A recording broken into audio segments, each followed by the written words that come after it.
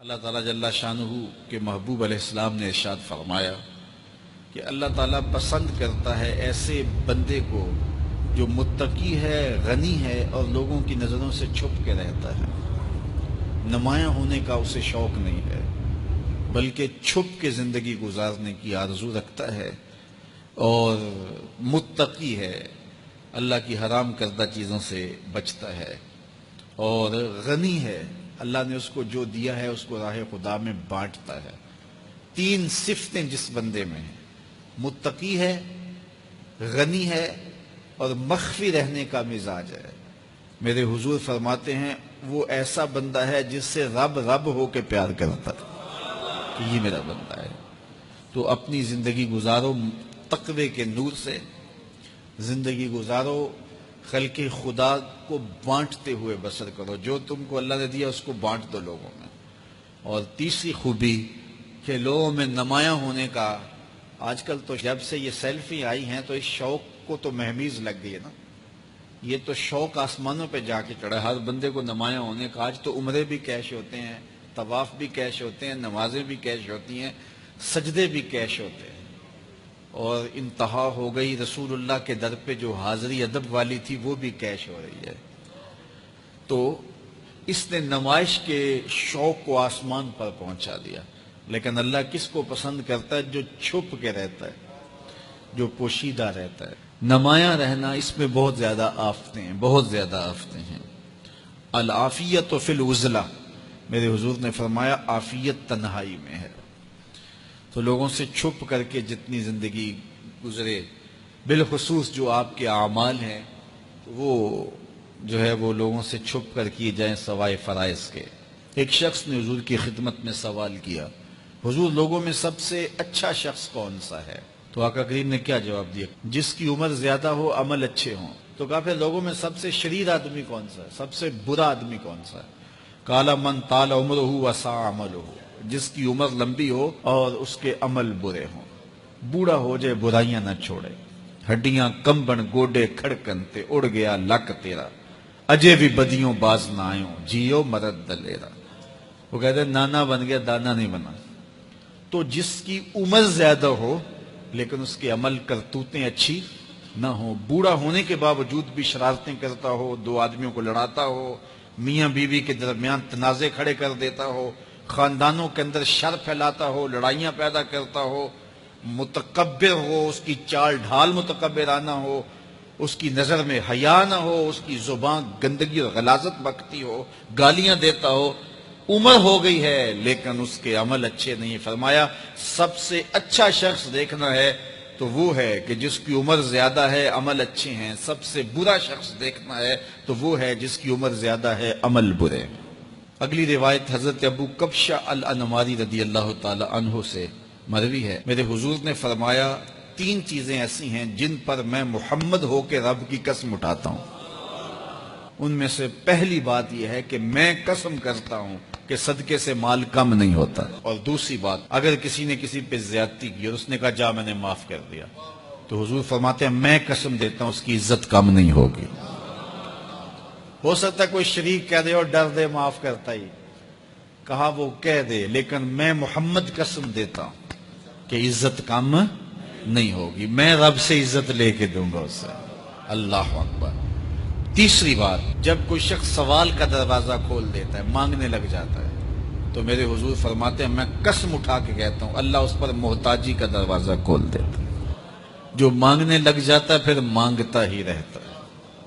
ہم نے دیکھا کچھ لوگ بچپن سے مانگتے ہیں، بڑھاپے تک مانگتے رہتے ہیں، ان کی کبھی ضرورت پوری نہیں ہوئی۔ یہ قرض مانگنے کی عادت جس کو پڑ جائے تو وہ بھی ساری زندگی قرض ہی مانگتا رہتا ہے، ہر وقت مقروض۔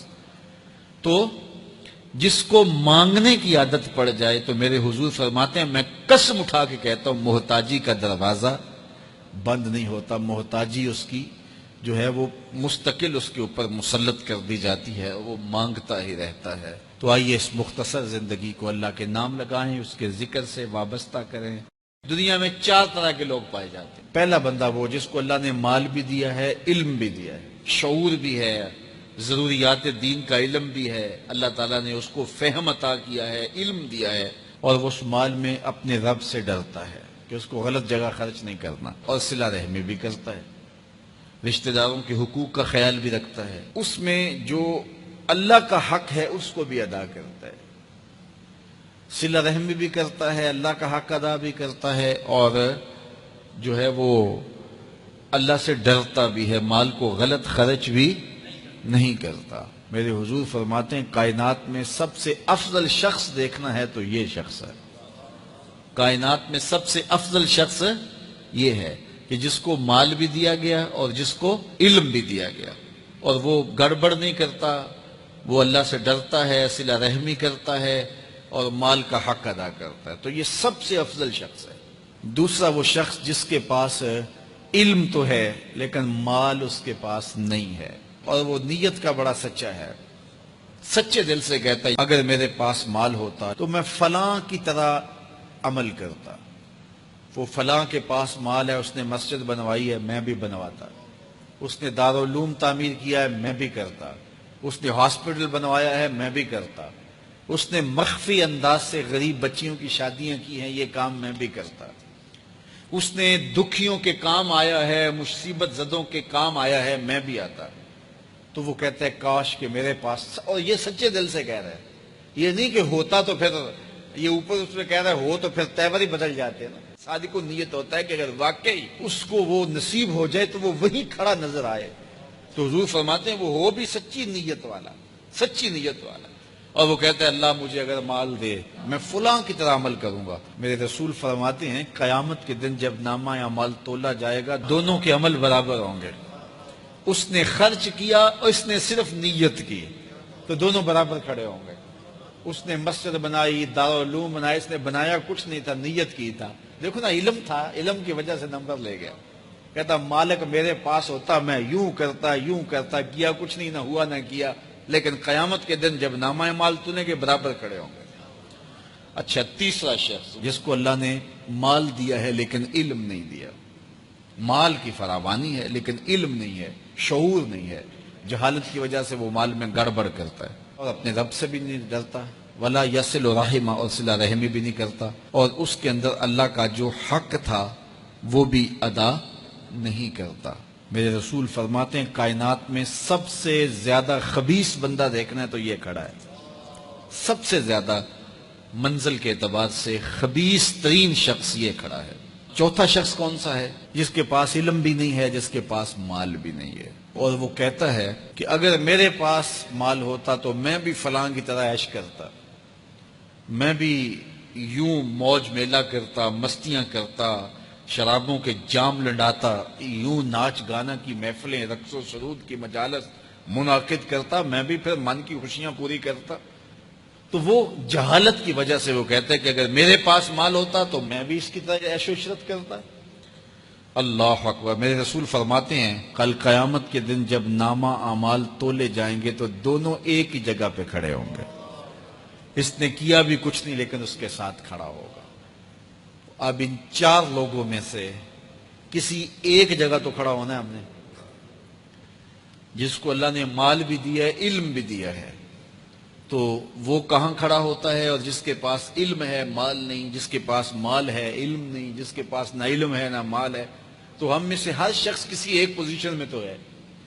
اب ہم اپنے آپ کو کھڑا کریں اور ساری زندگی پھر وہاں کھڑا رکھیں، خیر کی راہ پہ کھڑا کریں کہ مالک شعور بھی دے، اپنی راستے کے اندر خرچ کرنے کی توفیق بھی دے، مال بھی دے اور توفیق بھی دے، تاکہ میں ان بندوں میں سے ہو جاؤں جن پہ تیری رحمتوں کا نزول ہوتا ہے۔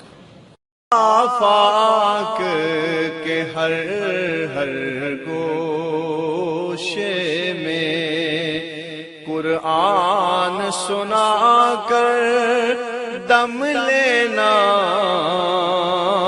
اب رکنا نہیں، اب تھمنا نہیں، فردوس میں جا کر دم لینا،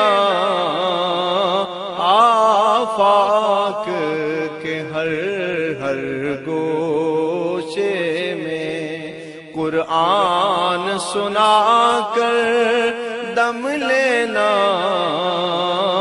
اب رکنا نہیں، اب تھمنا